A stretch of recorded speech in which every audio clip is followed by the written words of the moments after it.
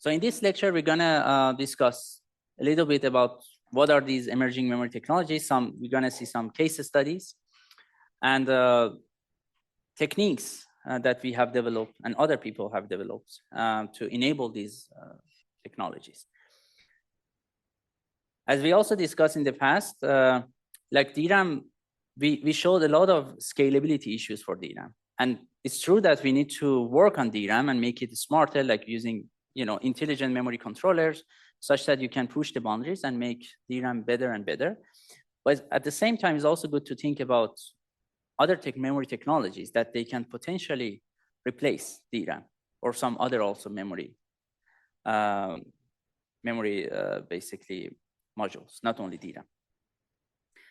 So if you think about flash memory was also emerging memory technologies in the very, very past. I'm actually not very, very past, like in 1980s or back then, basically. And people have worked on it to make it work. And there were also a lot of people that were quite pessimistic about this architecture. But at some point, all these researches and development that people have made, that paid off. And now flash memories are, I would say, one of the key reasons that we all can have these smartphones in our pockets.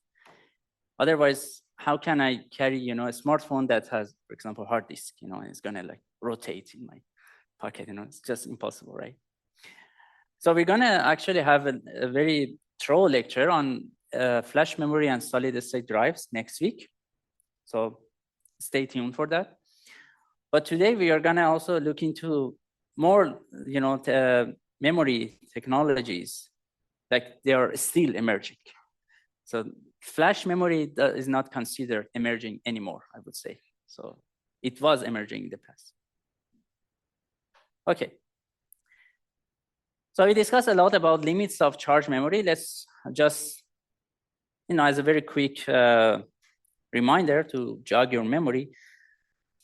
So we have difficult charge placement and control. In flash memory, we have a floating gate, and you need to control the charge in that floating gate. We're gonna learn about background of flash memory in detail actually next week, so I don't want to spend much time today. And for DRAM also, we have this capacitor that you need to store charge. And essentially there is this transistor leakage.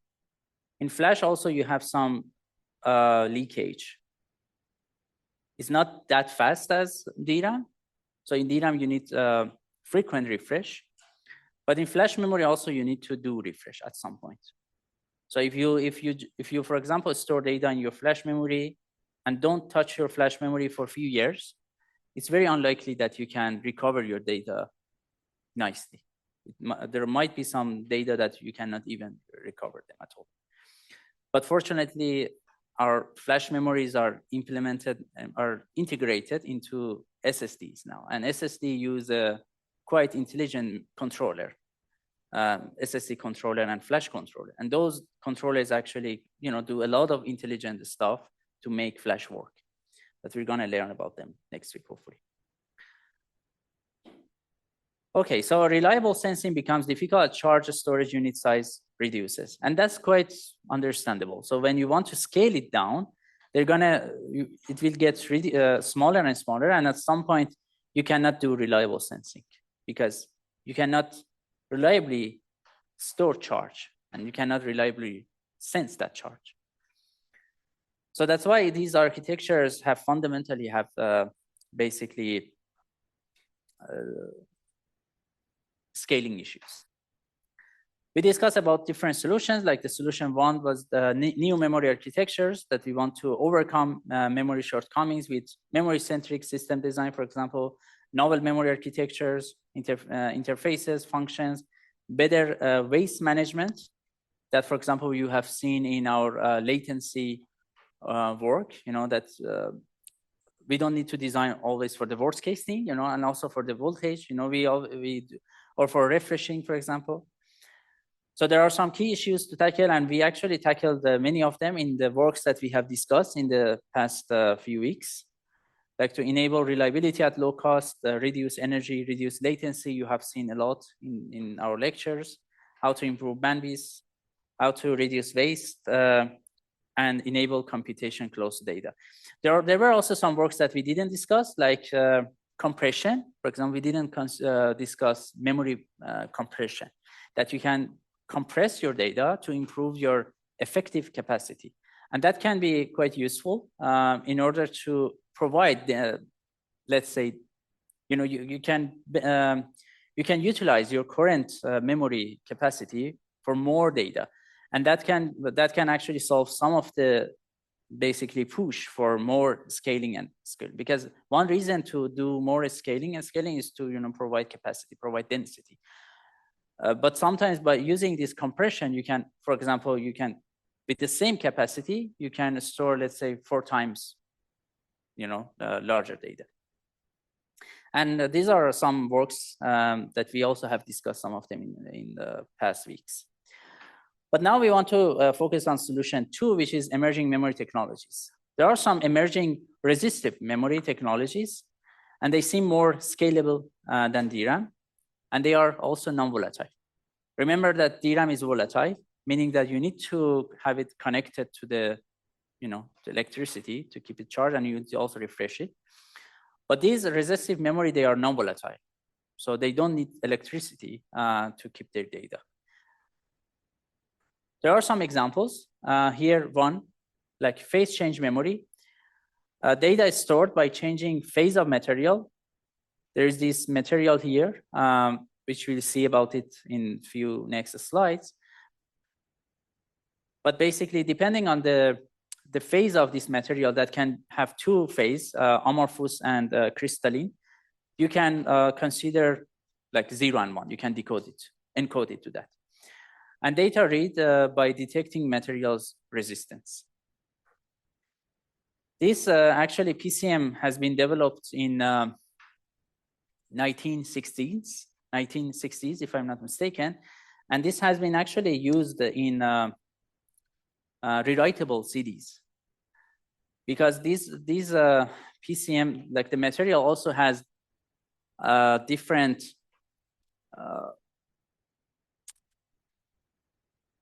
light reflectivity. So if you shine light on the material, and depending on how the material reflects that, you can actually encode 0 and 1. And that has been used to write CDs and basically rewritable CDs. Of course, that's not a fast writing or programming and reading process, but that has been used for rewritable CDs. But later on, people have worked on it and realized that that phase of material can also cause resistive memory, and that can be also translated to electrical current. And people design some circuits, some sensing circuitry, if you will, and based on that circuitry, they could, decode the state of that material, and they can encode it to 0 and 1. IBM, for example, has done a lot of work in this area. Intel and other companies have done as well. So this is one of the work, one of the earliest work, I guess, from IBM, which has published in IBM Journal of Research and Development in 2008. And they designed a prototype of PCM at 20 nanometer. And this is also quite interesting that you can see that this prototype in 2008 was in 20 nanometer, while DRAM technology reached to that around 20 nanometer in 2015 or so. So that showed these architectures are easier to scale. This is clear. And when DRAM also reached to that 20 nanometer scale, then you observe more issues as well. And it's interesting that these architectures are expected to be denser than DRAM as well, because they can store multiple bits per cell.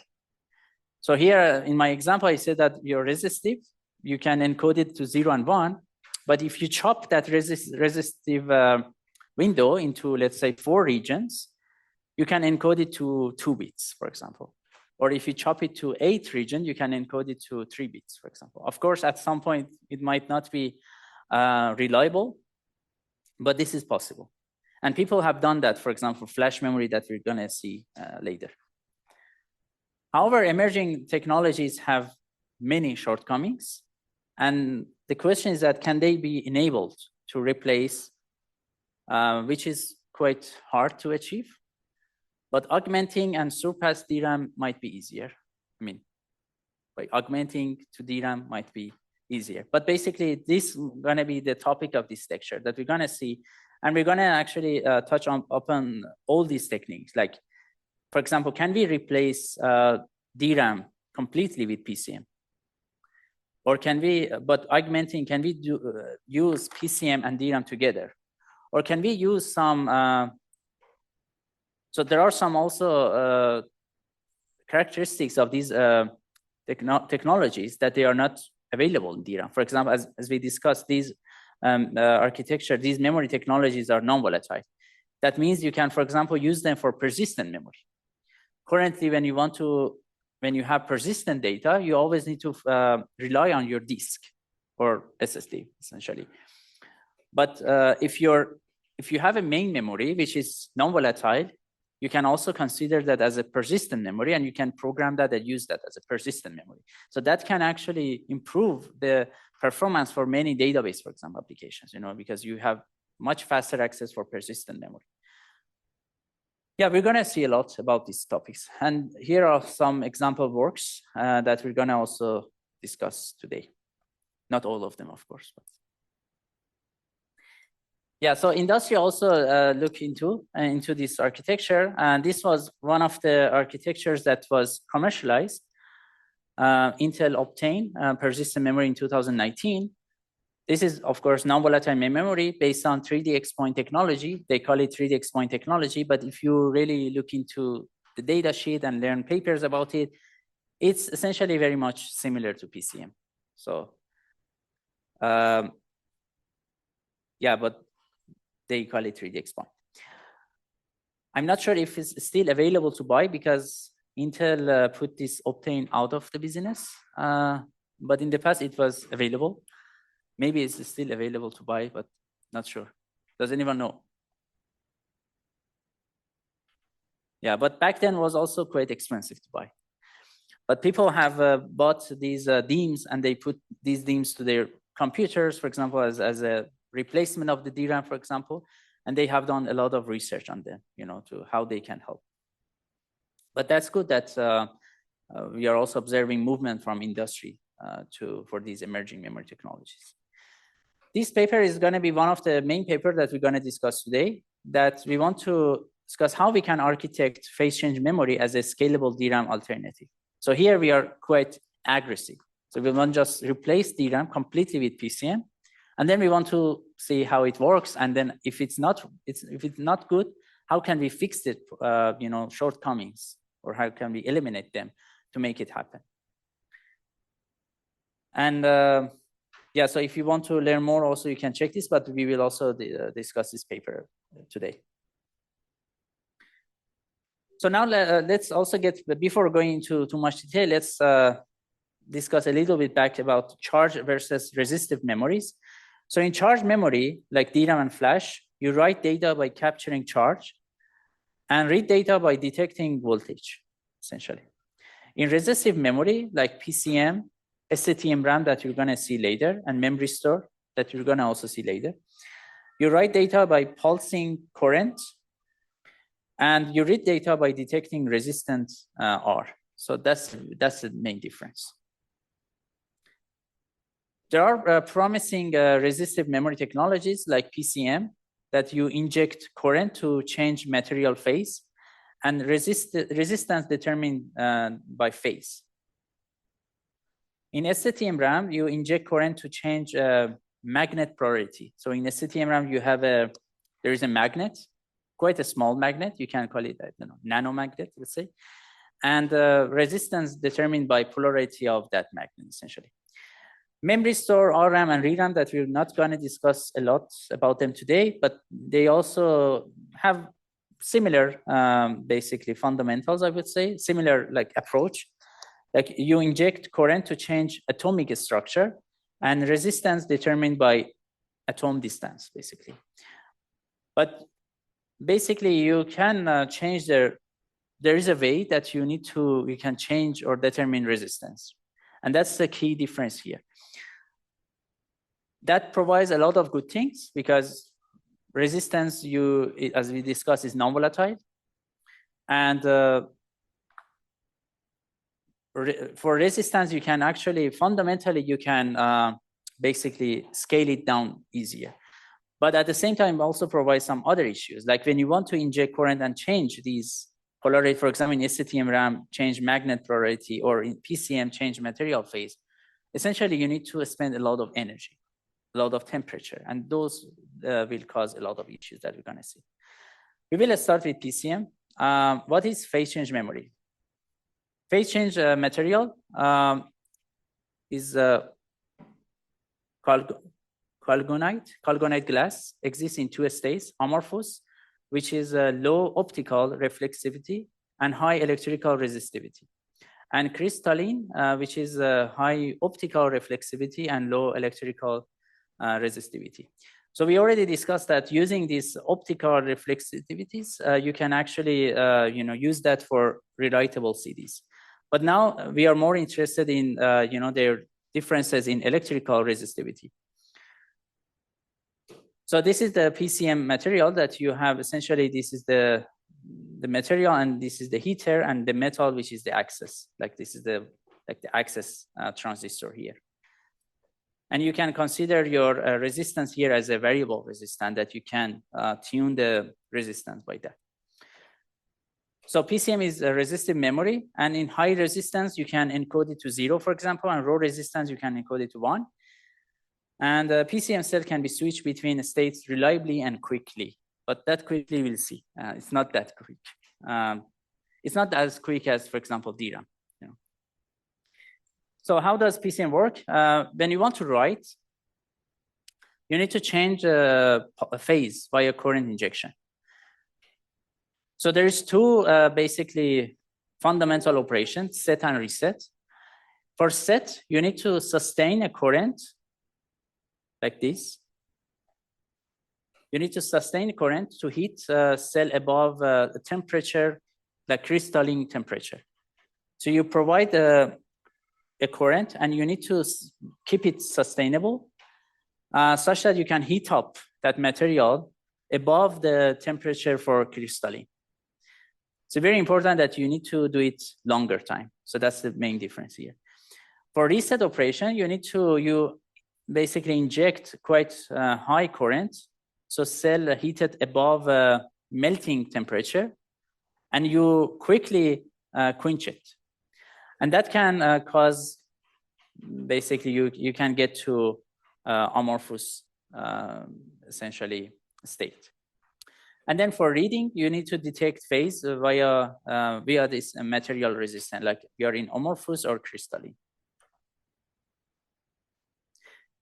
Interesting thing is that when you do set and for crystalline, you will get to the resistance of 1K to 10K ohm, basically. But in the amorphous state, you have high resistance, and this is quite a lot, like 1 mega ohm around, or 10 mega ohm. So you can see clear difference between these two resistance states. And that huge difference is important in order to make it possible that you can read reliably from these memory. So there are some opportunity that PCM provides, like it scales better than DRAM, flash, and flash. It requires current pulses, which scale linearly with feature size, and is expected to scale to 9 nanometer. That's the report from ITRS in 2022. And we have even prototype at 20 nanometer from IBM work. And can be denser than DRAM because, first of all, it can actually scale down better, but also it can store multiple bits per cell due to the large resistance range. There are some prototypes with 2 bits per cell, like in this paper, in this conference, ISSCC, and 4 bits per cell in another prototype in 2012. But there is, of course, a trade-off between that. So when you increase the number of bits per cell, so you observe that you had quite good difference between these resistance value, right? So difference is quite large if you consider you have only 2 states. But if you want to chop it down to 4 states, then the differences is not that huge. If you want to chop it down to 16 states in order to store 4 bits, for example, then your difference is not that much. And then that's the problem. The problem is that your sensing circuitry needs to be quite accurate to detect the differences, basically. Any question? Yeah.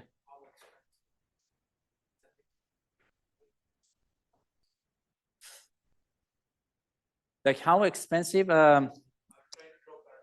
Yeah.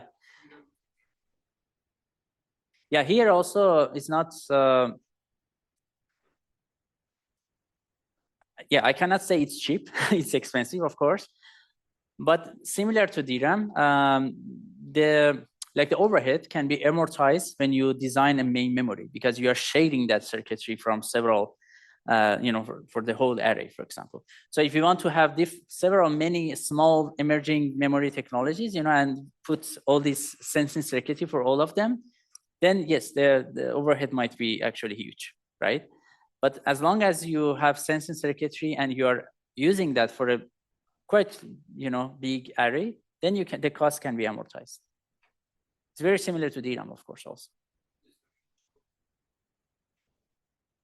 I don't really have that number or on top of my head. Any other questions? Okay, but that's very good questions.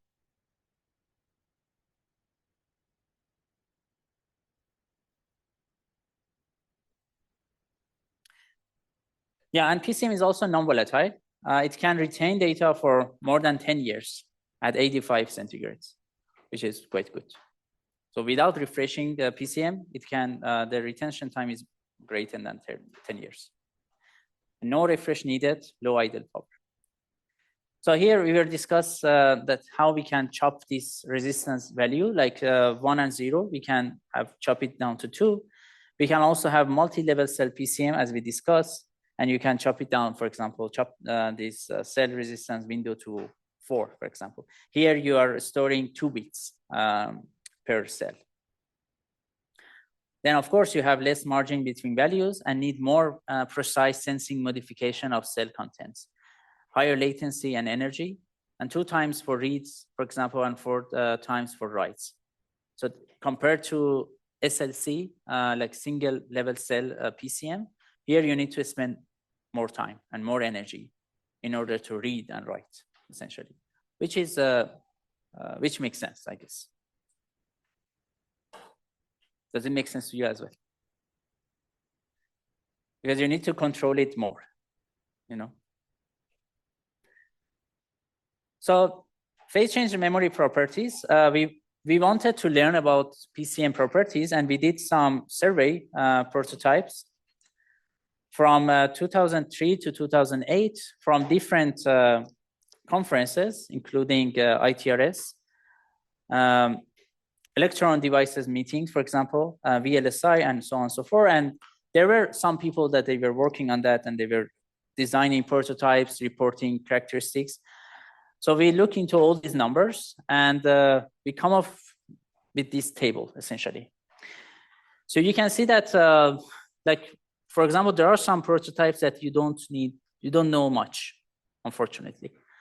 So there are only like this set time, which is like 100 nanoseconds, like the set current, which is 200 microampere, reset time, which is 50 nanosecond, and reset current, which is 600 microampere. And also, of course, you have this write endurance. Do you know what is endurance? We're going to actually learn about it. But it means that essentially how many times you can write to your cell reliably.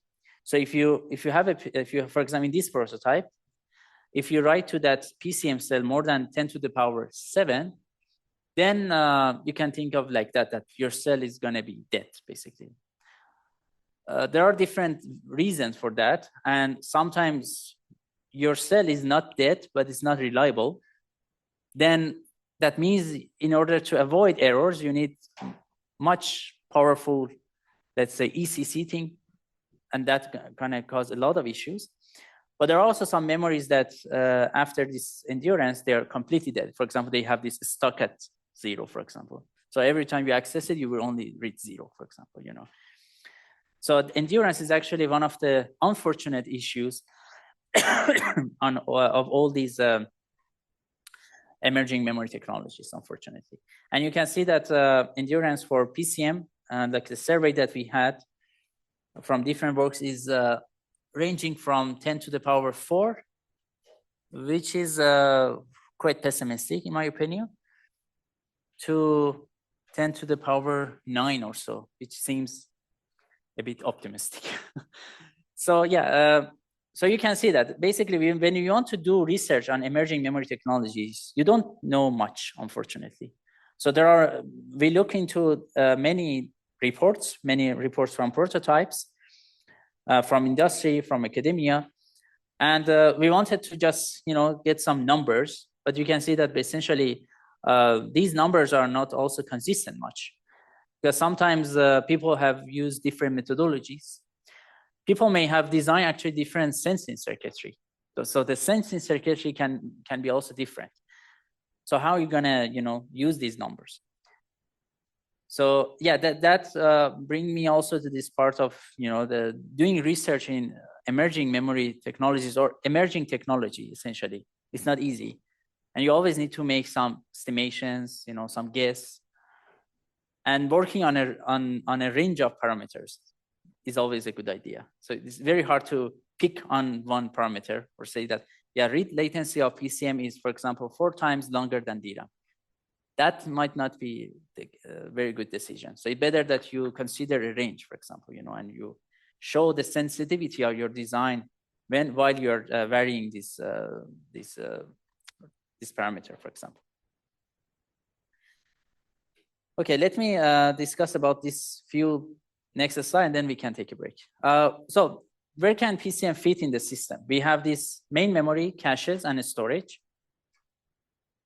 We wanted to replace it as consider as a main memory. If you look into this plot here, like this scale, you can see that the x-axis is the typical access latency in terms of processor cycles for a 4 gigahertz processor. So for example, here L1 cache is here, like the access is around 2 cycles, and we have last level cache and main memory system, like DRAM, and also disk. So you can see that between DRAM and hard disk drive, we have quite a lot like gap, and that's why actually Flash found its way nicely, So Flash filled the gap nicely between hard disk drive and DRAM. So now the question is that how PCM can find its way, for example. So PCM latencies are close to DRAM, but not as good as DRAM. So, but yeah, in this work, we'd like to see how we can use PCM for DRAM. Read latency of PCM is around 50 nanosecond. Using all these study, for example, which is 4 times longer than DRAM, but it's faster than NAND flash memory, for example. Write latency is around 150 nanosecond, which is 12 times longer than DRAM. Write bandwidth is also lower than DRAM and is similar to NAND flash memory. Dynamic energy is, unfortunately, is also higher than DRAM, like 2 times. I assume 2 times is for read. So read dynamic energy for PCM is 2 times of DRAM, and write dynamic energy you consume for write is 43 times larger than DRAM. And dynamic energy is similar to NAND flash. And for endurance, it's like 10 to the power minus 8 times of DRAM. So for DRAM, we don't know actually endurance because there is no report for that. We don't know actually if DRAM has endurance problem or not. At least we haven't observed endurance problem of DRAM until we use our system. At some point, you just wear out your whole system as well. But DRAM also doesn't, at least from what we can also see, the architecture doesn't have that kind of issues that can cause endurance problem. But in PCM, clearly we have that problem. But as a good thing, cell size is better than DRAM. So basically, it's denser And you can also scale it better with using MLC technique. Sorry, actually, cell size is larger. Cell size is larger than DRAM, but it's not that larger. It's also larger than NAND flash memory. But you can also scale it better with feature size and using MLC technology. So yeah, the takeaway here is that you can see that it's very unlikely that PCM can replace DRAM because there are many shortcomings. But yeah, let's conclude again about pros and cons over DRAM. Like the pros is that we have better technology scaling, as we discussed. We have non-volatility, persistent memory, and low idle power. So we don't have a refreshing issue. But we have higher latencies, higher active energy, and lower endurance and reliability issues. So we don't, for example, have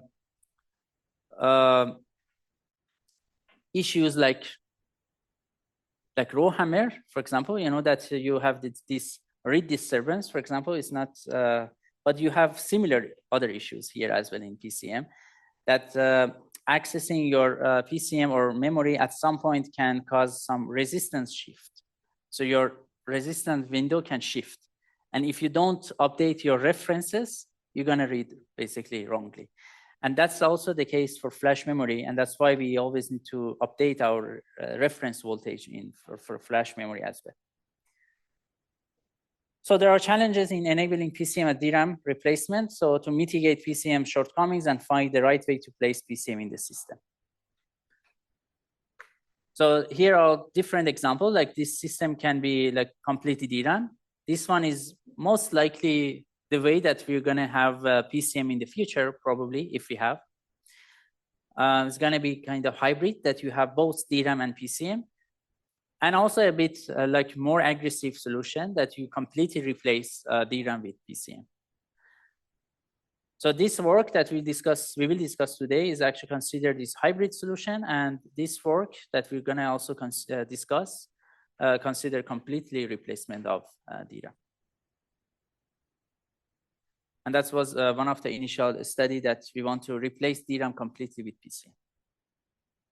Okay, so before going into this paper, let's have any questions before? Yes. Yes.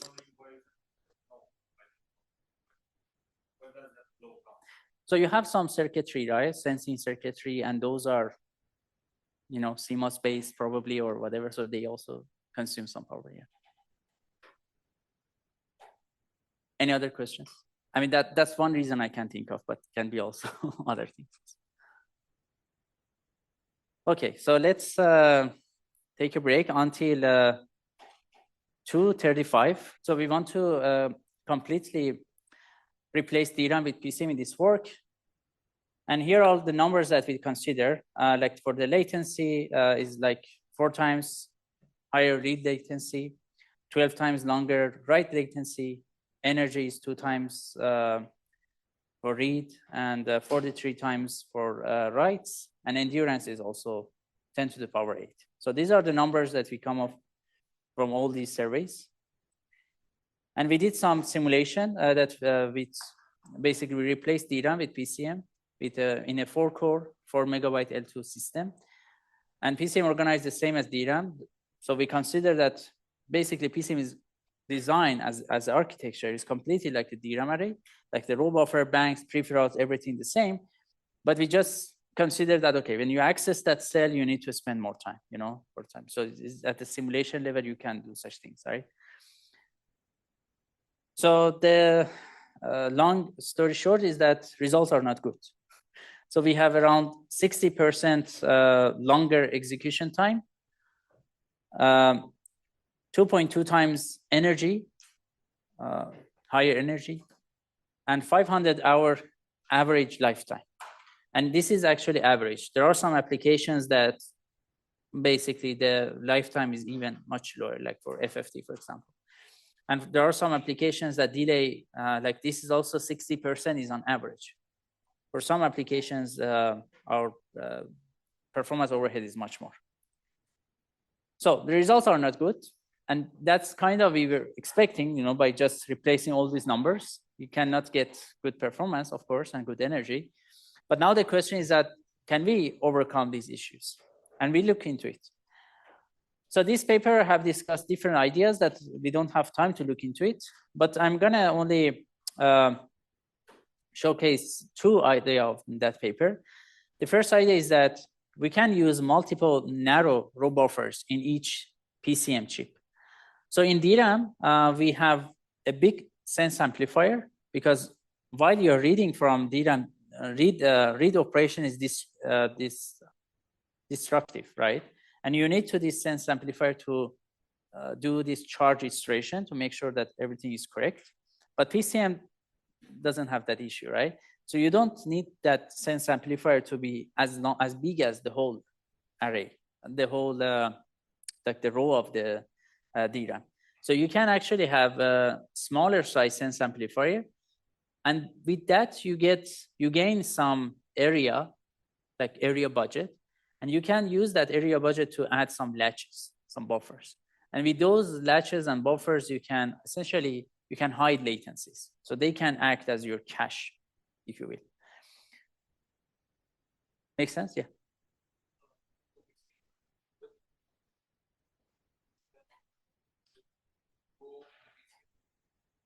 In PCM, we don't need basically sense amplifier as big as the whole row. So you can just put the sense amplifier for a few blocks or whatever that you're reading. You care at that moment.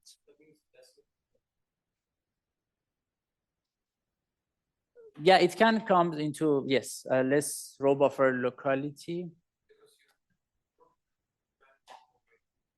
Yeah, but you can do that consecutive of time, right? So there are different ways. So you need to basically, fill up these latches.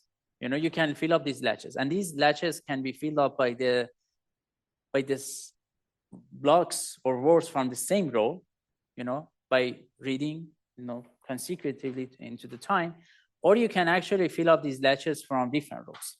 So that's a key difference here, But in DRAM, you cannot do that at all, because, yeah, so essentially that sense amplifier should, although there are some new DRAM architectures like sector DRAM that Atoberg, has published recently, that, by redesigning DRAM architecture, you can actually also implement some lower granularity access.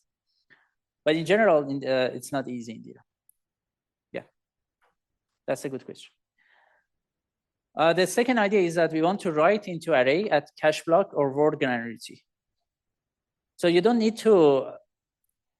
So in DRAM, when you want to write, you write to the sense amplifier essentially, and then you need to basically wait such that that value, which is in that write buffer, should be restored in the DRAM row. But here in PCM, you don't have to basically, update the whole row. You can only update the part that is different. Maybe you only change a byte, or 2 bytes, or a word, or a cache block. So you only want to update that, and that can essentially reduce a lot of basically write cycles. Remember that we have this endurance issue. So with that, you can reduce the number of writes. There are actually some works that they also look into it a bit even more aggressively, and they want to control individual bits. Samsung has done also work in that. And so essentially, whenever you want to write, you only update bits. You only write to bits that they are different. So you capture, you read what you have, and you know what you want to write. And there are some differences, and you only program those differences. And that can essentially reduce a lot of programs. So these 2 ideas, by implementing them, you can get like performance improvement compared to the baseline that you had, but still you're increasing the execution time by 20%. Your energy consumption is on par, and the average lifetime is longer. But still, there are some applications that, the lifetime is not that long, but for the average is good. But there are some caveats here. First of all, worst case lifetime is much shorter. So we don't have guarantee here, which is not good. Second caveat is that intensive applications see large performance and energy hits, which is again expected. And caveat 3 is that, do we even consider optimistic PCM parameters? Because we didn't know, right? We surveyed through a lot of papers and we come up with these set of parameters, but are these parameters even optimistic or pessimistic?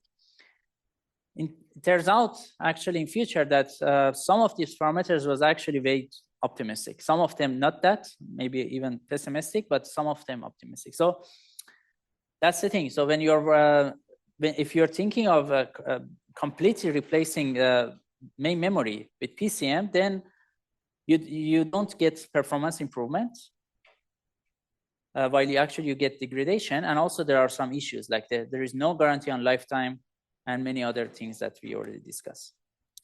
If you want to learn more, you can check this paper. And this is also the DIM that we discussed about it, like Intel obtained, that realized in 2019, which again, technology 3D explained, but is very similar to PCM.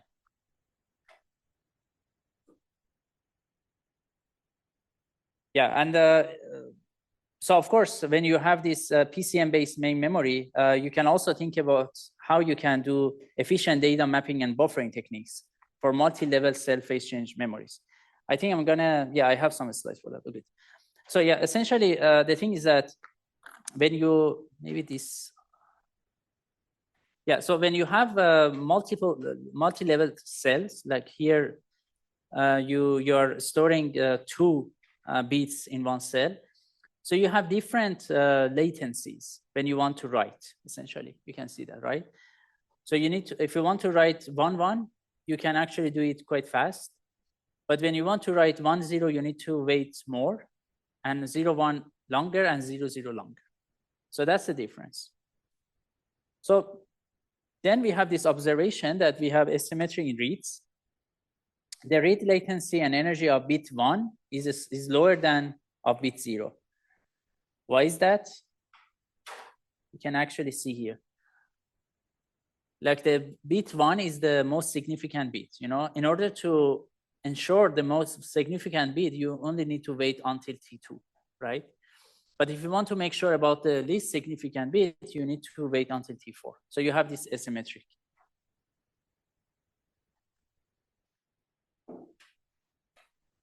So yeah, if you can also show, we can also show it in this simplified example that there is a capacitor field with reference voltage, and when we connect MLC PCM cell with unknown resistance, depending on what's the resistance, this is actually the simplified version of our sensing circuitry. Depending on the chart, depending on the resistance of that, you might have different current basically, and that current would determine how fast this capacitor will be basically decharged. So yeah, in here you can see that this was the initial voltage of that capacitor, and we connect it, and then if this amount of time takes to discharge that capacitor, we can then encode it to 0-1 basically, right? So in existing devices, both MLC bits are read at the same time, and we must wait maximum time to read both bits. However, we can infer information about bit 1 before this time, and then we can only basically, we can use that, like, so time to determine bits 1's value, like the most significant bit, is faster. So we can actually read faster for that. So how you can benefit from that? There are different ways, which I'm not going into detail of that, but you can think of, for example, you can consider one page of memory in MSB and the other page in LSB, basically. And the page that you have in most significant bit is faster, and the LSB is slower. And then you can think of how you can handle it or control it as like a cache, for example. You know, that data that they are latency sensitive, you can map them to the pages that they are mapped to the MSB bits, that they are faster, and the other to the LSB. So there are different ways. This one just an example. But for that, you can also read the paper. for more detail. We also have asymmetry for writes, depending on what's the initial state we have. We have different latencies to get the final value. So essentially, for example, when the value is 0, 1, and we want to write, we want to go to the state of 0, 0, you have quite, it's quite faster, for example. So you can also use that and benefit potentially from that by using data mapping and buffering techniques. I haven't discussed, I haven't explained like how this can be implemented, like how you can benefit from these techniques. If you want, you can also check this paper, but you can assume from the example I mentioned, I guess. Any questions? Now we want to see how STT-MRAM can replace as main memory. First of all, let's see what is STT-MRAM. STT-MRAM has magnetic tunnel junction, MTJ device. You can see the device here. And there is a reference layer with a fixed magnetic orientation. This is the reference layer. And there is also free layer that it can be parallel or anti-parallel. So when you have it this free layer parallel with the reference layer, you can encode it to logical 0. And when it is anti-parallel, you can encode it as logical 1, for example. So magnetic orientation of the free layer determines logical state of device, high versus low resistance. And for write, you need to push large current through MTJ to change orientation of free layer, essentially. And for read, you need to sense current flow, essentially. If you want to learn more about STT-MRAM, this paper you can actually check. People have looked into using STT-MRAM instead of actually SRAM as well, because latencies of STT-MRAM is actually, you're gonna see that it's actually much better than DRAM, but they are not better than SRAM. But at the same time, the problem with STT-MRAM is density. So unfortunately, STT-MRAM is not as dense as DRAM. So their density is very similar to SRAM. So that's why people also look into how they can use STT-MRAM and SRAM together. And they design different architectures like caches for GPU, CPU, and other basically devices. But in this work, we are discussing about how we can use STT-MRAM as a replacement for DRAM. So there are some pros over DRAM, like better technology scaling, capacity, and cost. And it's non-volatile again, so it's good, persistent, and low idle power. At the same time, also STT-MRAM latencies might be even faster than DRAM as well. But there are also cons. For write latency, unfortunately, STT-MRAM has higher latency. And so for read latency, STT-MRAM might be better. And write energy is also high. Unfortunately, it has poor density. And reliability of STT-MRAM is also questionable. So for STT-MRAM, there are still a lot of work going on to see, to make it reliable. So that's why we have this question mark here. But this memory technology is actually quite interesting because of this level of freedom as well. So you can trade off non-volatility of this memory for lower write latency and energy. So when you reduce the size of this MTJ, you can reduce retention time. Potentially, at some point, your retention time is not that high, such that you need to refresh it. But for memories like cache that you frequently update data, or register file, for example, that you frequently update that, you may not need that actually high retention time as well, right? So you can think of this trade-off by reducing this MTJ, and that essentially causes a lot of reduction in write latency and energy, but at the price of non-volatility. I mean, like reducing non-volatility characteristics.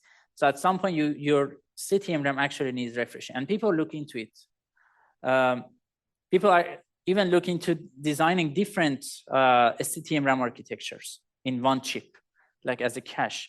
They have some STT-MRAM part that they consider as a high retention, that which is slow, they consider as a like bigger cache, and also a smaller STT-MRAM cache, which has low retention time, but is faster.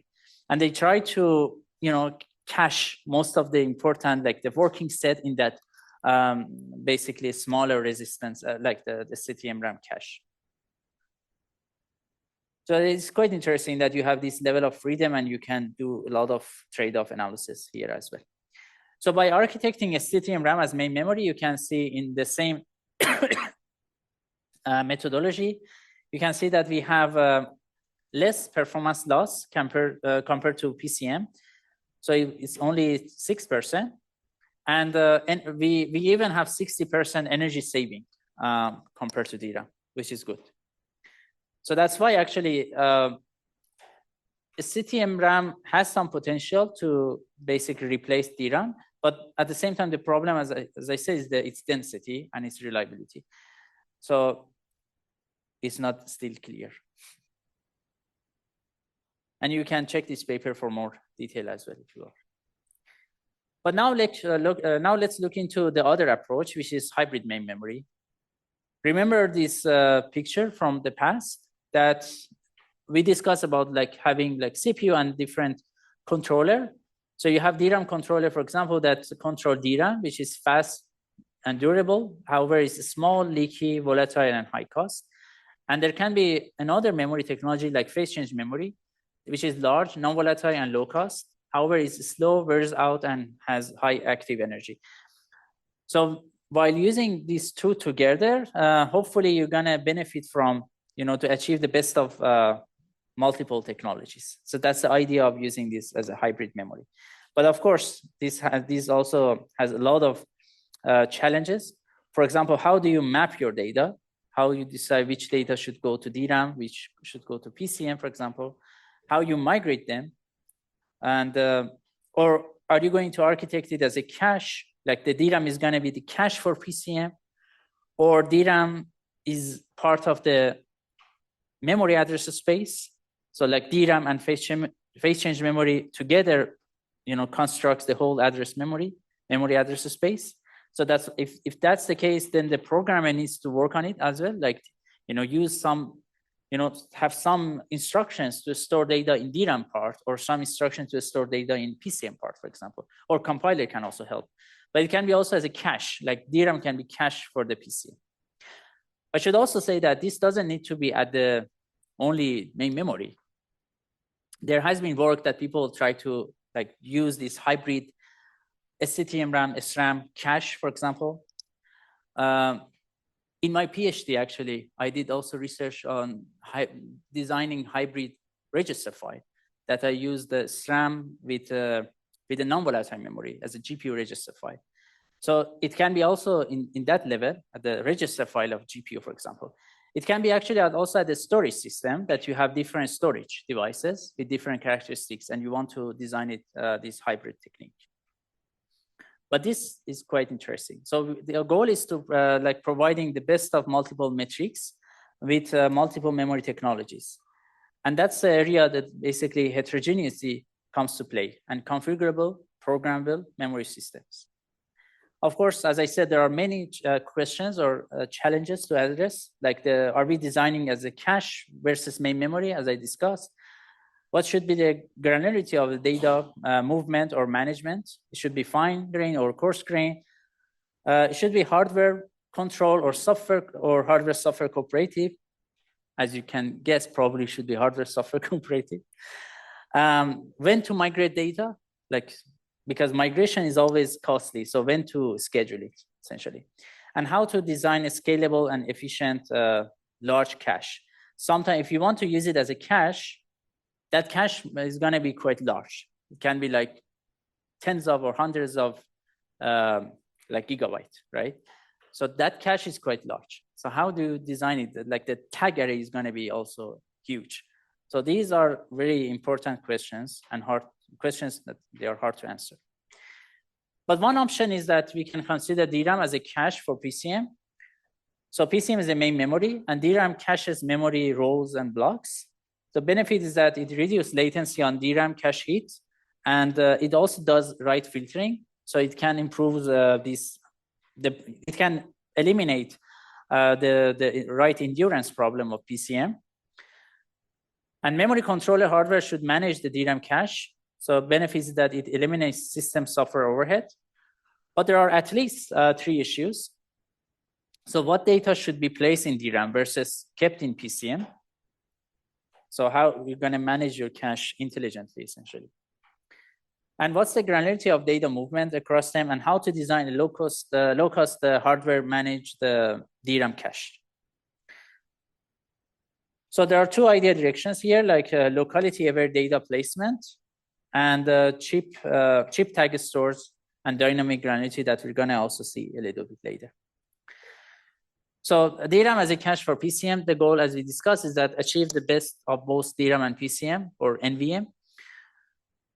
So it minimizes the amount of DRAM without sacrificing performance and endurance, and DRAM as cache to tolerate PCM latency and write bandwidth. And of course, PCM as main memory to provide large capacity at good cost and power. So here is your DRAM buffer. How you manage your DRAM buffer is a very good question to ask. And there are some techniques that this paper also discussed. Like for light filtering techniques, you can actually have this approach of lazy writes. When you bring data from flash or hard disk drive, you don't write them immediately to PCM. You first write them to this DRAM buffer as a lazy write, and pages. And then after all, if you realize that they are needed, or basically, or they are dirty because you capture some writes in that DRAM buffer, so you need to write them back to this PCM. But at some point, you don't need to write them back even to PCM. You just write them back to the flash or hard disk drive. So you can also do this page bypass. So you just discard pages with poor reuse on DRAM evacuation. If you want to learn more about detail, you can check this paper, of course. Here are some results. So this paper did some analysis. The simulation that they have done is actually a bit at a higher level compared to what we have done in the other work that I showed. It's actually like it's a combination of also some analytical model they have. But essentially, they consider that they have the simulation of 16-core system with 8 GB DRAM, and the main memory access is at 320 cycles. It has also HDD at 2 milliseconds with also flash memory at 32 microseconds. And they consider that flash hit rate is 99%. So 99% of requests will hit in flash, and you don't need to go to the HDD. And their assumption was that PCM is 4 times denser. So here they even also consider this good thing about PCM. So in our work, in the other work that I discussed, we consider that both PCM and DRAM, they have the same density. We only taking into account difference between their latencies and like access latencies and energy consumption. But here in this work, they consider that PCM is also denser, so they are using these properties to provide better performance. And they also consider that PCM is 4 times slower than DRAM, which is quite optimistic in my opinion. Like in our work, for example, we consider that PCM was 12 times. Like at least the write latency, 12 times longer than DRAM. And DRAM block size is equals to PCM page size. So you can see some results here that like while you go from, and the y-axis is normalized execution time, so lower the better. And here are some workloads from IBM, assume. And so when you have this 8 GB DRAM, results are normalized to this baseline. So having a PCM memory as a standalone memory with 32 GB, you actually, on average, you observe some performance benefit. Why is that? Because you have larger memory. So now you are actually interfering the good thing about having a larger capacity DRAM. So once you have larger memory, you access flash less frequently, right? So that's why you're observing better performance compared to DRAM. But comparing these two baseline, like the PCM and DRAM, they both have exactly the same capacity. You can see that DRAM provides better performance. And actually, these results are very similar to the results that we also we reported in that work. Actually, this paper and that work was quite parallel. Both of them was published in ISCA 2009. So it's also quite interesting in that sense as well. But having a 32 gigabyte PCM plus 1 gigabyte DRAM as a cache, you can actually get the performance benefit. And the performance on average is very quite close to 32 gigabyte DRAM baseline. So you can almost get the performance of 32 gigabyte DRAM by using 32 gigabyte PCM plus 1 gigabyte DRAM as a cache, which is good. We wanted that actually as from a hybrid memory system. Clear? Okay, great. So yeah, here also we discuss about power, energy, and also the lifetime. You can see that basically the hybrid design provides better like energy consumption and better energy delay, like the kind of energy efficiency metric.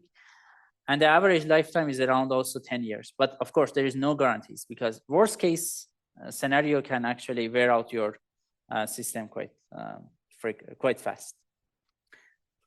Yeah, but if you want to learn more, you can check this paper. Actually, yes, it was also from IBM research. Scalable high-performance main memory system using phase change memory technology.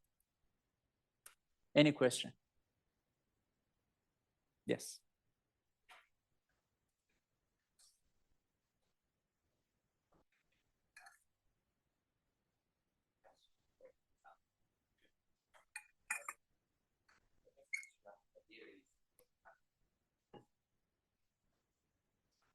Yes.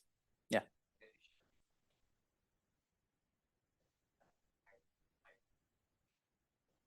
Yes. Very good question, and that's true. We will have one brief slide actually on that at the end.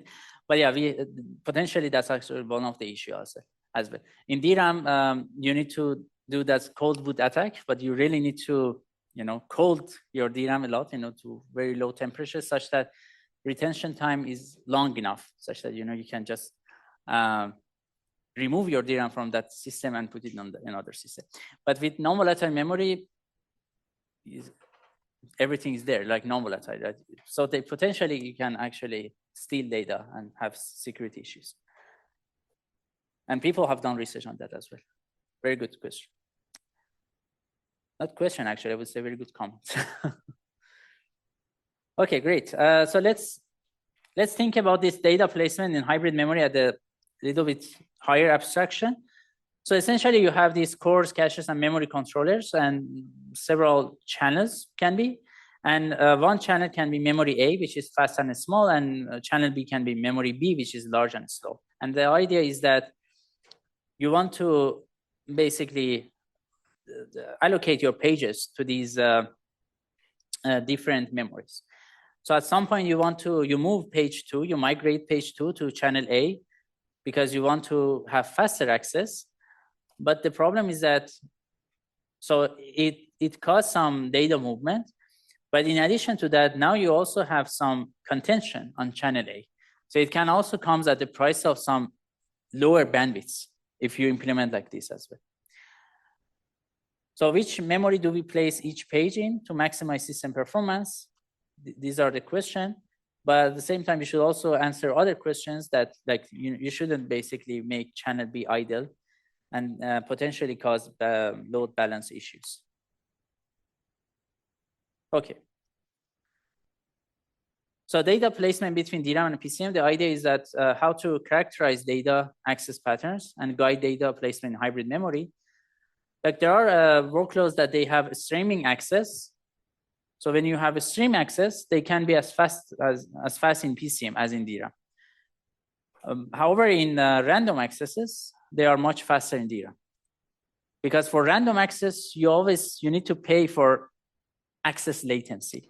But when you have stream access, hopefully you can hide those latencies by benefiting from your bandwidths, essentially. So that's why for the applications that they have a stream access, you can actually map them, for example, in this example to PCM, and for random accesses, you can just map them to the DRAM. And that's the idea of this work, like place random access data with some reuse. Reusability is also important. So you also need to consider some locality as well. So random accesses with some reuse, we map them to DRAM, and for streaming data to PCM. And here are more detail about it. Like, so row buffers exist in both DRAM and PCM. So row hit latency is similar in DRAM and PCM. However, row miss latency is small in DRAM and large in PCM. So that's why actually row conflict is costly for PCM. So that's why you don't like random accesses. So while you have streaming accesses, you can actually benefit from your row buffer locality. So that's why you can actually map them to DRAM or PCM, and both can work. But when you have random accesses, most likely you're gonna have a lot of row conflict, and that's why it's better to have use a memory that has less miss latency. Question? Okay. So place data in DRAM which is likely to miss in the row buffer, low row buffer locality, which miss penalty is small in DRAM and is reused many times, which is cache only the data, worse the movement cost and DRAM space. So these are the two criteria that if they are met, you can actually move that or migrate that data to the DRAM. And here are some results for that that you can see good speed up. You can check this paper also to learn more about this work, how you can benefit from row buffer locality, like make your hybrid memory management technique aware of row buffer locality, and as well as, yeah, exactly, and also memory access pattern. Okay, so yeah, there are some weaknesses of existing solutions. They are all heuristic that consider only a limited part of the memory access behavior and do not directly capture the overall system performance impact of data placement decisions. So since we don't have enough time, I'm gonna skip these slides. I'm gonna just give you some idea about it. Like in the end, you want to get some you want to define some utility technique, basically utility-based hybrid memory management. So a memory management that works for any hybrid memory. So this work wanted to, to design a hybrid memory management technique that can be extended or can be applied to different baselines. So essentially you need to define a metric which is called utility. So for each page, we need to use comprehensive characteristics to calculate estimated utility, which is a performance impact of that decision. Here, decision is migrating page from one memory to the other one. And we only migrate pages with the highest utility. And that means pages that improve system performance the most when migrated. So how we define this utility metric and how we capture it and calculate it, of course, you need also some modeling. You need some performance model at the runtime. Here you can see some formula, for example, formula for that. And based on that, you make your decisions.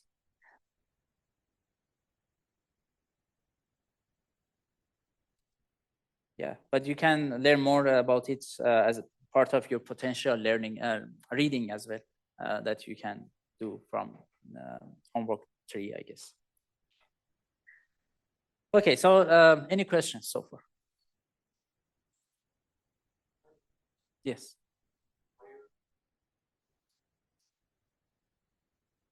Sorry? Yes. Why is that?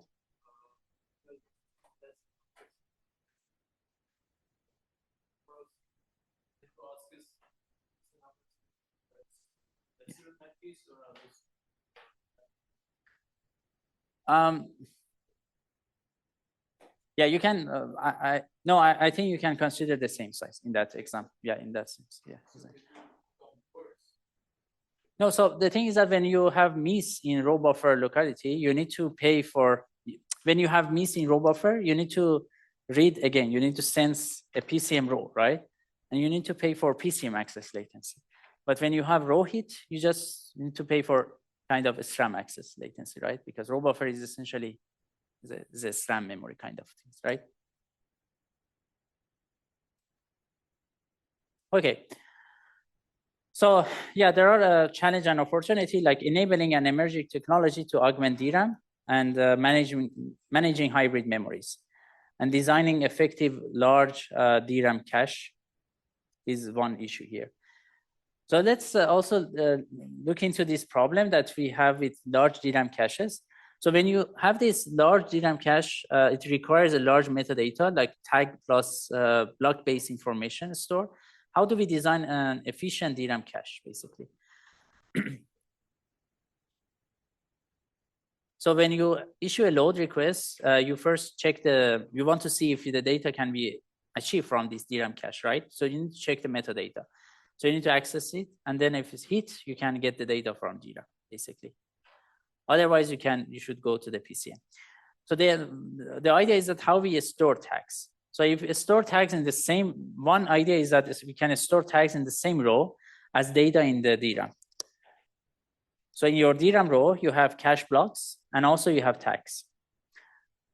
So unfortunately, the downside is that, I mean, the benefit is that you don't need on-chip tag storage overhead, because actually that's huge overhead. You know, your tag array needs to be quite high. You can actually do some calculation at home, but essentially that's because your cache, your DRAM cache is quite big here, and then you need quite large tag array metadata. So you don't need to pay for that, but there are some downsides, like cache hit determined only after a DRAM access, which is quite basically time consuming. And cache hit requires 2 DRAM accesses. So you need to access DRAM to get the tag. And then after checking the tag, and if it's a hit, then you need to access again and read the block, basically. So that's an issue again. The second idea is that, recall the first idea, we can still store all metadata in DRAM, but we can reduce metadata storage overhead. Sorry, we can, so that's because we want to reduce metadata storage overhead, but you can also cache a part of that metadata in an on-chip SRAM for frequently accessed metadata. So those blocks that you are accessing them more frequently, you can cache the metadata of them in a SRAM base. So yeah, so that can actually reduce the cost for accessing metadata. So now you have probably both fast metadata access as well as also low storage overhead metadata access together. And the third idea can be like dynamic data transfer granularity. So there are some applications that benefit from caching more data. So they have good spatial locality. Potentially, you can consider that they have larger cache blocks. Others do not. So large granularity wastes bandwidth and reduce cache utilization. So the third idea is that we can have simple dynamic caching granularity policy by cost-benefit analysis to determine best DRAM cache block size. And then we can group main memory into a set of rows, for example, and then different sample rows sets follow different fixed caching granularities. And the rest of main memory follows the best granularity, for example. Yeah, you can check the paper for more detail, but with this technique, combining all these together, you can actually get the performance very, very close to the ideal case that you store, like ideal, but very costly, that you store the whole tag in the SRAM, basically. So in this baseline SRAM, the whole tag array is stored in a SRAM. But from this technique, we have tag array in the DRAM, but with all this technique that we build on top of that, we can actually get the performance very similar to that, but with quite lower complexity. In terms of energy efficiency, you can get better energy efficiency because you don't reduce performance much, but you reduce the cost and power a lot because of lower storage. Okay, so you can also check this paper if you are interested to learn more. It's going to also be part of your reading as well. But essentially, DRAM caches. There are many also recent options. People also have worked on it a lot. We have worked, other people have worked also a lot, and there are many different studies, like different that you can see here, different scheme. This paper actually has done a really nice comparison across them, like compare all these schemes or techniques in terms of like DRAM cache hit, how they handle DRAM cache hit, how they handle DRAM cache miss, how they handle replacement traffic, replacement decision, and so on and so forth. So if you're interested, you can actually check this paper as well. Okay, any questions?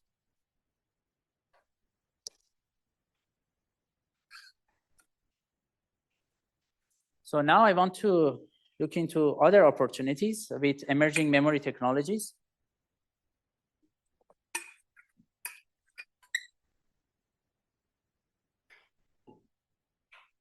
So here I'm going to list some of these basically opportunities. We're going to cover a few of them. One opportunity, potential opportunity, is merging of memory and storage. So currently they are not to merge, like we have DRAM and we have SSD or hard disk. So potentially with emerging memory technologies, because they are non-volatile, you can actually merge them and you use a single interface to manage all data. You can also consider new applications like ultra-fast checkpoint and restore, which is quite important for persistent memory. You can have more robust system design by reducing data loss. And also you can think of processing tightly coupled with memory, like using this processing in memory techniques. So I recall our processing using memory lectures. I'm not gonna go over them again. Like we can do a lot of computation, for example, using DRAM, like Ambit and row clone, SIM-DRAM. People have shown that, for example, emerging memory technologies, they can also do bulk bitwise, like bitwise operations and row clone in this work, Pinatubu. You can check it if you're interested. But interestingly, these architectures can do also some operations that processing using DRAM cannot do, for example, easily. And that's because the way that they are built, like in-memory crossbar array operations. So these architectures are like designed in a crossbar way, like some emerging NVM technologies have crossbar array structure, like memory store, resistive RAM, phase change memory, STM RAM.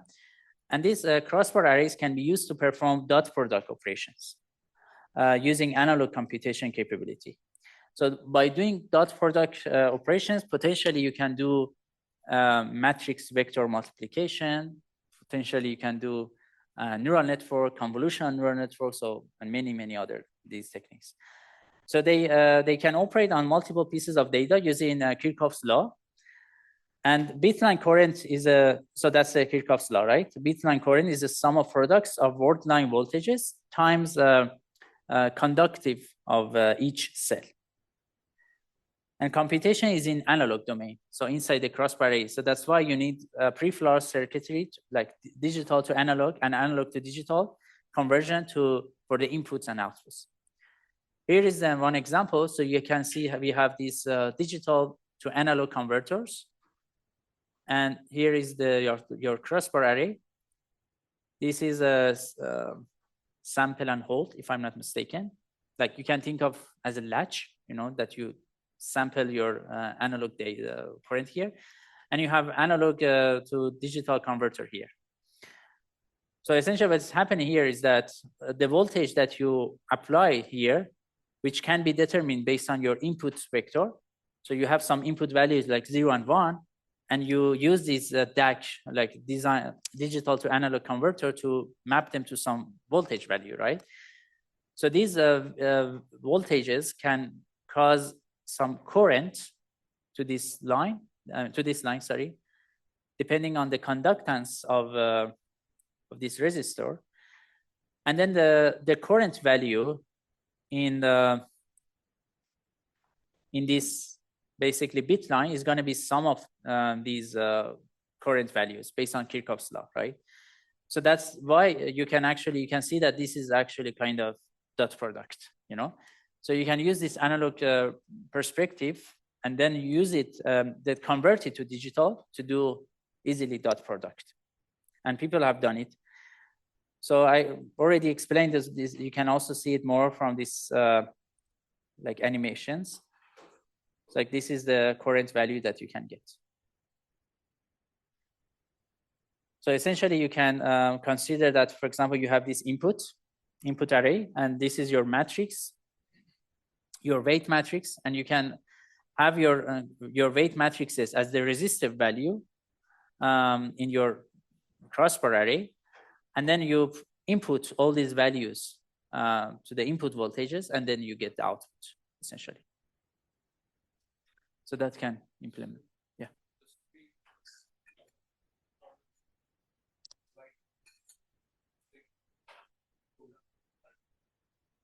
Yeah, so, yeah, you need to pay for basically energy, latency to program like STT-MRAM, for example, right? Or ReRAM. And that's also part of the like the endurance issue. Like people have shown that, for example, using ReRAM array is quite good for inference, that you program your weights for one time, for example, and then you do a lot of inference a lot. But once you want to do training, that you need to update your weights, then your crossbar is going to wear out very, very quickly.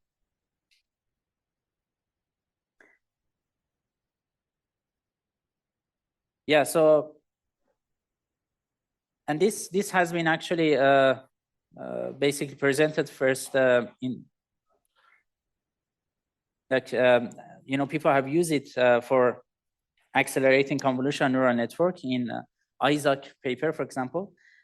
I do remember that paper very clearly because the first author of Isaac paper was my first mentor in 2011, when I was doing when we were doing together research on adaptive routing algorithms for interconnection network. That we're gonna also see some lectures on that as well later. But yeah, so later on he joined the University of Utah, and he worked on this topic as a PhD student. And now I'm not sure where he is, but I also learned a lot from him as well. Okay, so yeah, so you can think of how you can use this idea for convolution. So here is an example of convolution that you essentially have input feature map, and there is this window that you are moving or sliding through your input, and you are doing some computation whenever, you know, at each step, and then you calculate the output feature map essentially. So of course you also need to do some padding such that you make sure that, you know, you always have some data, because there are some regions that your window can go outside your input feature map. So yeah, so you can actually think about it, and then you can use it for doing this operation for convolutional neural network. But in the in convolutional neural network, you don't only do basically dot product. There are also some other layers, like non-linear layers, like ReLO, that those also, so in your chip, essentially, you can have this NVM-based PIM array that you do these dot products. And also you need to do some non-linear function array. You can consider it as a processing near memory engine that they also integrated here such that they can accelerate non-linear operations. And with that, they could basically improve performance. We also have done work on this topic, like GenPip, that John might also discuss a little bit about this work tomorrow in our genomic lecture. So in, and this work also, Swordfish, I'm not sure if we are gonna discuss it tomorrow, but it's gonna be also part of one of your reading. So this is also quite interesting because people have used ReRAM a lot, you know, these basically memory stores for doing neural networks, basically for doing this convolutional neural network or these applications, like deep neural network. But the problem is that these memory stores are non-ideal. And then as a result of that, whenever you do computation, you have some errors.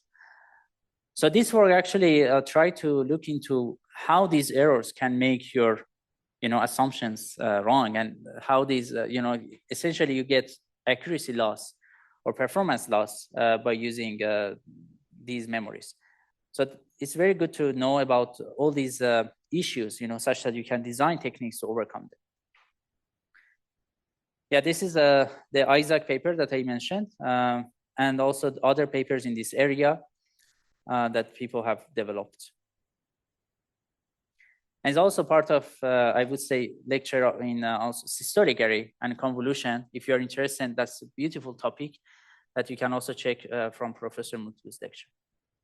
Okay, now let's look into the other. Any questions?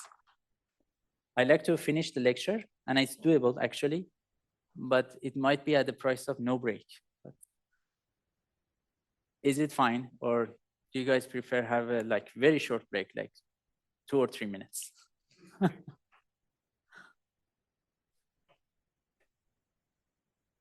Who wants 5-minute break?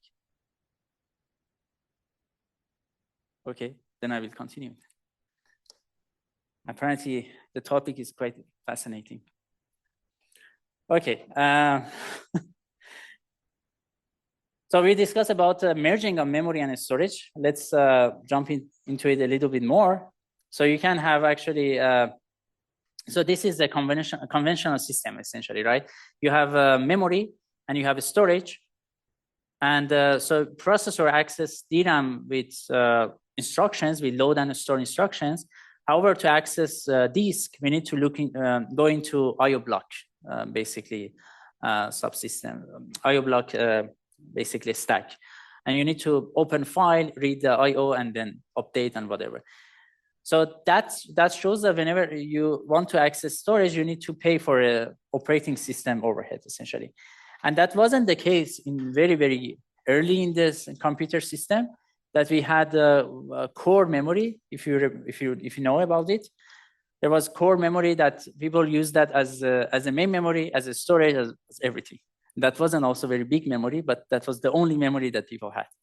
But later on, by advancement in technology, and people have developed like DRAM, then time to time, basically these interface actually got diverged.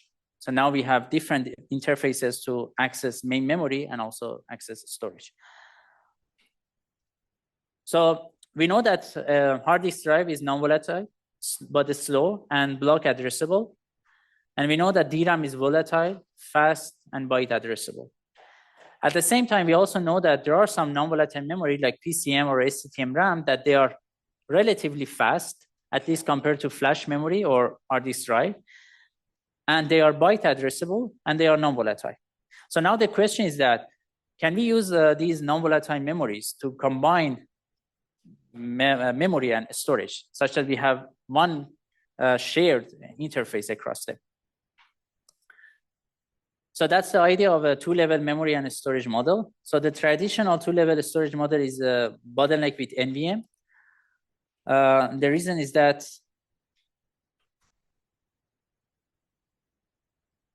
the reason is that when you consider this example, like the two-level store, you have this processor and caches, and you need to, whenever you want to access your storage, you need to go into operating system and file system process, essentially. But that overhead might be okay, because hard disk drive is slow by itself, So you can pay for that overhead, because that's basically IO block latency might not be that long compared to the latency of accessing hard disk drive. But it turns out that actually that's not true for SSD, and that's why people have developed emerging also interfaces to access SSDs, like NVMe interface that we're going to also learn about it next week. However, if we consider that we have PCM here, so PCM is much faster than SSD, for example, than flash and than HDD. So now you need to pay a lot of latency going through the operating system, and then your access latency to that PCM is quite fast.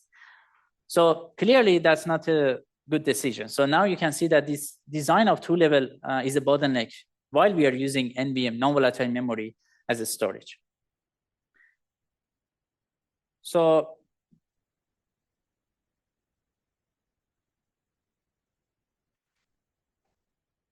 yeah, I already explained all this. Okay. So the goal is that we want to unify memory and storage management in a single unit to eliminate wasted work to locate, transfer, and translate data. So, and that can improve both energy and performance, of course, and simplifies programming model as well. So program model does not need to deal with different, basically, different class of memory, and if also it's persistent or not on different interfaces. So everything is just unified. So that naturally provides program ease. So with NVM, you can provide persistent memory, as we discussed, and that's the opportunity to manipulate persistent data directly in the NVM memory. So here is an example. For example,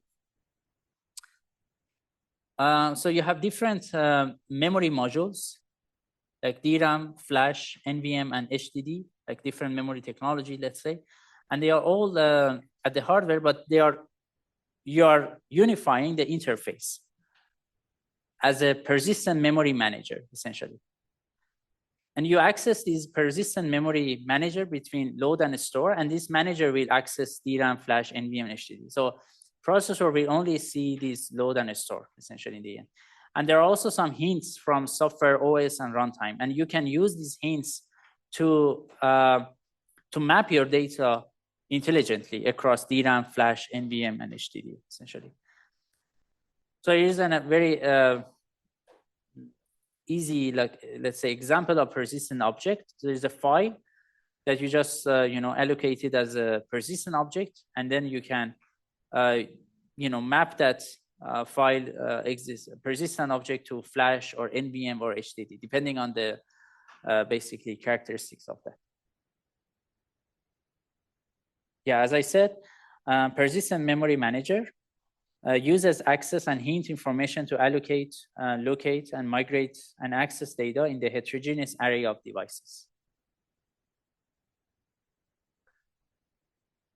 So the persistent memory manager exposes a load store interface to access persistent data, that is the key difference here. And applications can directly access persistent memory. There is no conversion and translation and location overhead for persistent data. And it manages data placement, location, persistence, and security to get the best of multiple forms of storage. And also it manages metadata storage and retrieval. This can lead to overheads that need to be managed, of course, and exposes interfaces for system software, hooks and interfaces for system software.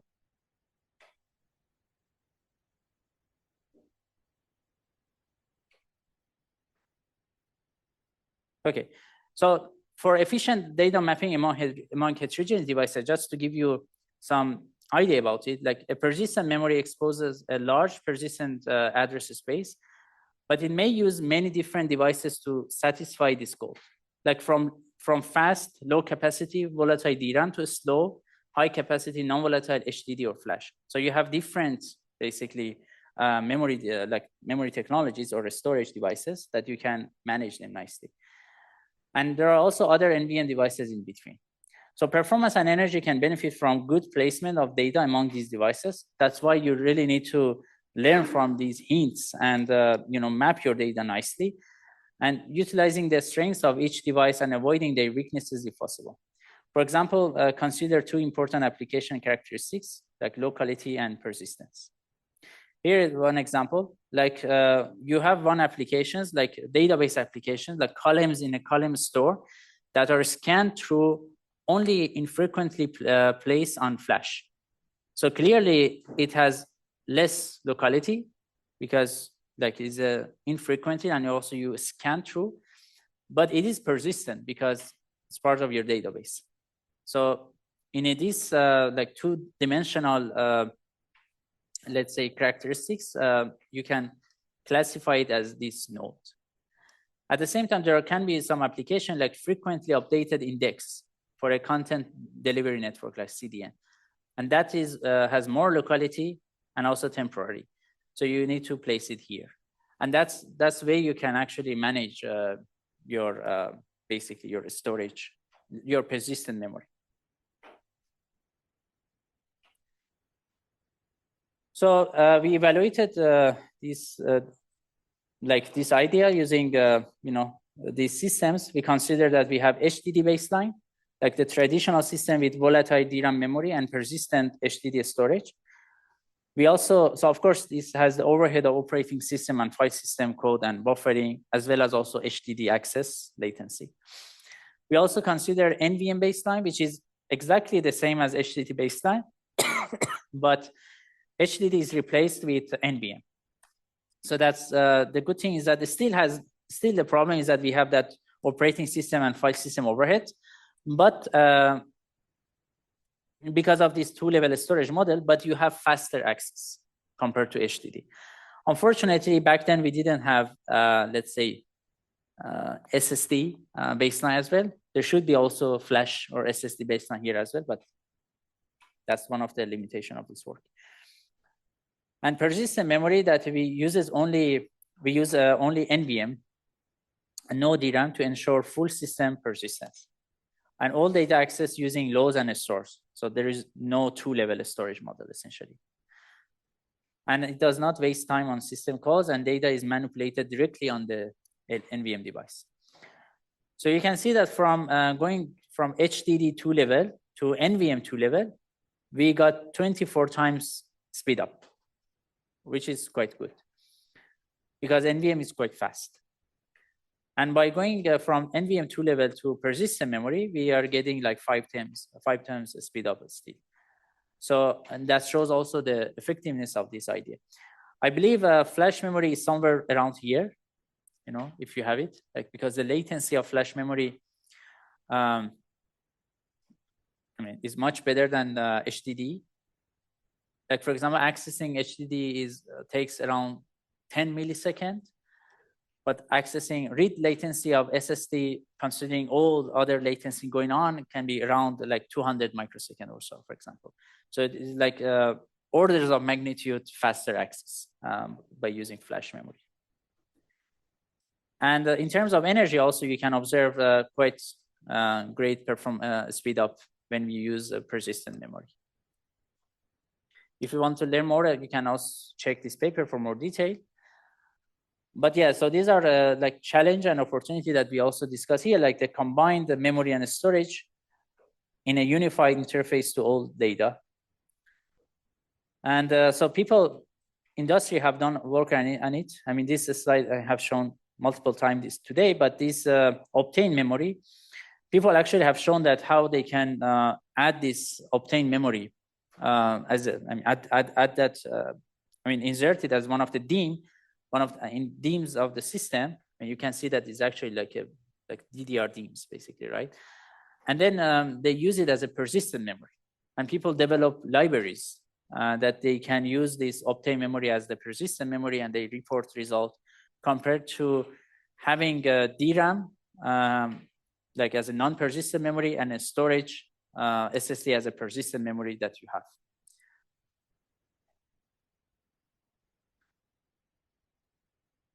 And people also add processing-in-DRAM engine. I'm not sure why this is here, but yeah.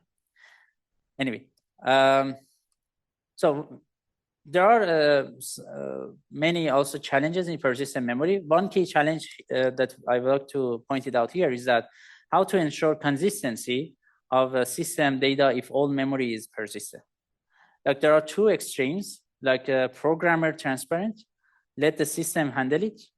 So you don't want programmer, do anything. You want to provide quite program ease. So system should handle it. It's very good for program, but it's very hard to implement, of course. And programmer only let the programmer handle it. And there are many alternatives in between that I believe actually the good solution probably should be in between. But in research, sometimes it's also good to take extreme actions, because you want to see what are the challenges you're gonna achieve, you're gonna face off, and how you're gonna work on them when you want to push boundaries. And that's why also doing research in emerging memory technologies is quite interesting. So this is an example, like this crash consistency problem, which is actually quite well known. So you want to, for example, add a node to a linked list. So there is a link to next and also a link to the previous node, right? So you always want to do it in an atomic manner. Because if you don't do it and a crash happen, then you may get to this kind of linked list. That the connection to the previous node is there, but the connection to the next is not there. And then your linked list is not basically is broken essentially. So that's actually a known problem and cause an inconsistent memory state. So there are current solutions that basically explicit interfaces to manage consistency. Essentially, you need to do it in atomic way, essentially. So there are some atomic begin and end that you insert your code here to make sure that all these operations will happen in atomic way. Like either both of them will happen or none of them, essentially. So that's the key that you need to ensure when you're doing it in an atomic way. But of course, it's limit adoption of NVM because you have to rewrite code with clear partition between volatile and non-volatile data, essentially. So that's why this idea, putting the burden to the programmer and compiler is not a good idea. So there are also some code here that I'm not gonna show. You can check it later if you are interested. But essentially, there are some. Let me see. Yeah, so you need to use transactional memory in order to basically make sure that you are doing it in an atomic way. And there are also some lists here that like library access that you need to do it in again transactional memory, such that you make sure that again has been done in an atomic way. But you got the idea basically. So it should be like manual declaration of persistent components. And sometimes you need a new implementation, and also third-party code can be inconsistent still. So you need to put them in a basically transactional memory access. But yeah, so essentially you need to benefit from these libraries and in these codes to provide consistent code. But we wanted to have an approach which like the software transparent consistency in persistent memory, and we wanted to with completely software transparent. So the key idea is that periodically we want to checkpoint the state and to recover to previous checkpoint when crash happens, basically. So there is a new hardware-based checkpointing mechanism that checkpoints at multiple granularities to reduce both checkpointing latency and metadata overhead. And we overlap checkpointing and execution to reduce checkpointing latency. And it adapts to DRAM and NVM characteristics.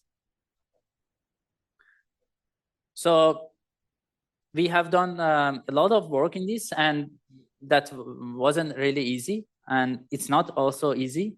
And I'm not sure if we should actually also recommend people to use it because it adds a lot of complexity to the system, of course. And this, so in this work also, we consider that we have one single node. Like you need to deal with your memory, your storage, essentially. But assuming that you are thinking of a distributed system and you have data coming from I/O, coming from network, for example, your network card. So how are you going to checkpoint that? And people have looked into also checkpointing in a distributed system, like in a database. But you can assume, how much overhead that can basically that can cause. Like all the checkpointing can cause a lot of also data movement and energy, essentially. So that's why actually finding a solution in the middle between the completely put it on programmer and completely program transparent is probably the best way to go. But we get very good results. Like our performance was within 5%, 4.9% of an idealized DRAM with zero cost consistency. We have done also work on how we can do overlapping checkpointing and execution, because if you do such things that you run and then spend time to checkpoint and then run and checkpoint, that is quite dumb, right? Because you add a lot of overhead for checkpointing. So the idea is that you want to overlap these checkpointing by running other kernels, other threads, or whatever. So essentially, you should be able to schedule them nicely such that you can overlap checkpointing and execution as much as possible. Yeah, if you want to learn more, you can check this paper. It's going to also be one of the readings in your homework. But there are another key challenge in persistent memory as well. Like program is to exploit persistence, and people have worked on it a lot. You can, if you're interested to learn more, you can check these papers as well. Now we reach to this security and data privacy issue that your colleague actually brought it up. So essentially in NVM, we have these security and privacy issues. So first of all, with endurance problems, we have these wear out attacks. So people actually can design attacks to cause, to cause your chip to wear out quickly, for example. So if you, for example, attacker, for example, issue a lot of writes to your PCM main memory, for example, that can cause, wear out of that chip. Of course, there are some techniques like wear leveling that people have been using, try to level the, the number of writes. Like for example, in your PCM, assuming that endurance is 10 to the power 8, and if you write to one cell only 10 to the power 8, then that cell is going to wear out, right? But if you balance your write, you use some technique like a wear leveling that you basically try to, write in a balanced way in the whole memory array, then hopefully you can actually, tolerate more writes essentially. But when you're designing an attack, attacker can actually be also intelligent enough or creative enough and try to, to trick your, wear leveling techniques such that essentially cause a lot of writes to your cells. So in hybrid memories, you can also have performance attacks. For example, people have worked on it as well. Data, the thing that actually your colleague mentioned, that data not erased after power off. So in DRAM, when you just power off your system, your data is cleaned up. Unless you want to do this cold boot attack and you cool your DRAM a lot. But in general, when you power it off, things are done. But things are basically, completely erased. But in non-volatile memory, that's not the case, and you might have some privacy issues here that you need to look into it. So let's conclude. Any questions?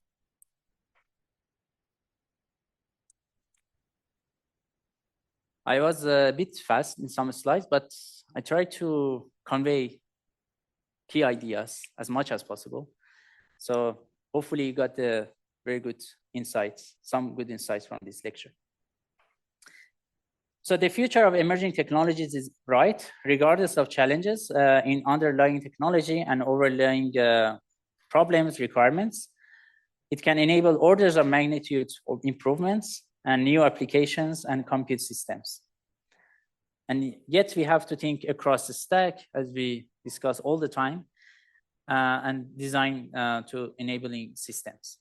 So here is a very good example. Like you have a new device, this emerging memory technology, and you can design different techniques, like we have observed like techniques at microarchitecture, software, and people have done work on algorithm design, such how you can change your algorithm in order to have less number of writes, for example, So when you design your algorithm, normally you don't consider that at all, right? With DRAM, you never thought, okay, how many writes I have, But with this new angle here, computer scientists also need to be aware that people that they are working on the theoretical computer science, let's say, that these algorithms should be also aware of the number of writes as well, And people have done interesting work in that direction as well. And of course, if in doubt, refer to flash memory, a very doubtful emerging technology that for at least 2 decades. But now you can see that flash memory is I mean, everywhere. I mean, in all our pockets. And we're gonna also learn a lot about flash memory next week.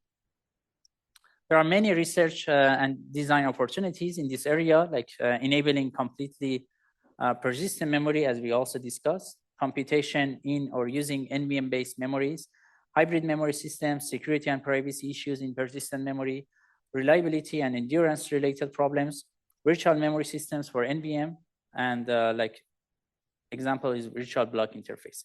So this is also interesting as a kind of food for thought.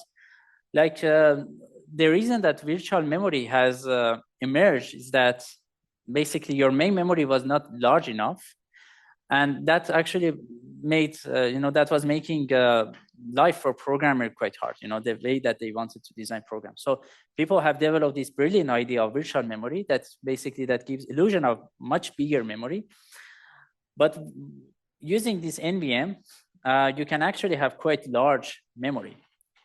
So like tens of or hundreds of terabytes. So we need to rethink about all these things. Do we really need virtual memory anymore? And all these things are quite interesting to look into. And such topics are quite interesting. When you want to work on emerging memory technologies, in order to overcome the issues, you really need to rethink the whole stack and rethink all the assumptions that you have made decades and decades. And that's quite insightful, and that can push the boundaries, and you can overcome with many out-of-the-box solutions to the issues. So this virtual block interface is one of the work that we have done also to think about virtual memory a little bit different. You can check it if you're interested, or you can watch Nastran's talk in one of the computer architecture lecture in fall 2020, 4 years ago. And with that, I'm concluding this lecture. And we are 5 minutes early. Thank you. Questions? We could take that 5-minute break.